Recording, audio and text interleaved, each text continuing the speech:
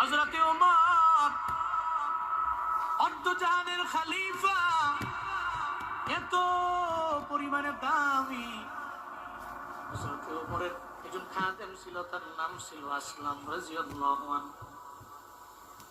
ছিলেন ওনার খাদেম। আসলাম বলেন, হযরত ওমর যেখানে যায়, ডানে যায়, বামে যায়, সামনে যায়, পেছনে যায়, সব জায়গায় আমি, কারণ আমি তার খাদিম। হযরত আসলাম বলেন, আমি খলিফাতুল মুসলিম হযরত ওমরের ব্যাপারে বলি, হযরত ওমর তো এমন ছিলেন, উনি রাতের বেলা বের হয়ে যাইতেন, রাতের বেলা ঘুমাইতেন না। উনি মদিনার অলিতে গলিতে বিভিন্ন জায়গায় গিয়ে দেখতেন কোন কোন মানুষের কি কি হালাত। এটা দেখার জন্য খলিফাতুল মুসলিমিন একদিন বের হয়ে গেলেন, আমি ওনার সঙ্গে আছি। তাকে দেখলাম হঠাৎ করে অনেক দূরে একটা ঘর দেখা যায়, ওই ঘরের মধ্যে মিটি মিটি করে বাতিও জ্বলে দেখা যায়। আমি আর হযরত ওমর আমারে বলল, চলো আমরা ওই জায়গার মধ্যে যাই। যখন আমরা গিয়া দেখলাম ওই ঘরের মধ্যে একটা মহিলা আছে, মহিলার কিছু বাচ্চা সন্তানেরাও আছে।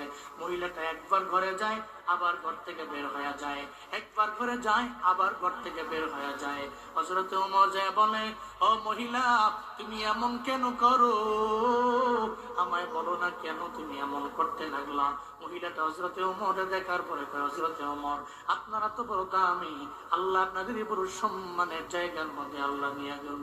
আমরা বড় গরিব, বড় অসহায়, আমরা বড় দুর্বল, চাইলেও তো মজার মজার খানাও তো আমরা খাইতে পারি না।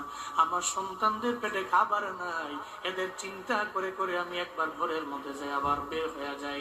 হযরত ওমর দেখে ওই মহিলার ঘরের মধ্যে একটা চুলার মধ্যে আগুন জ্বলতেছে আর পানি গরম করে।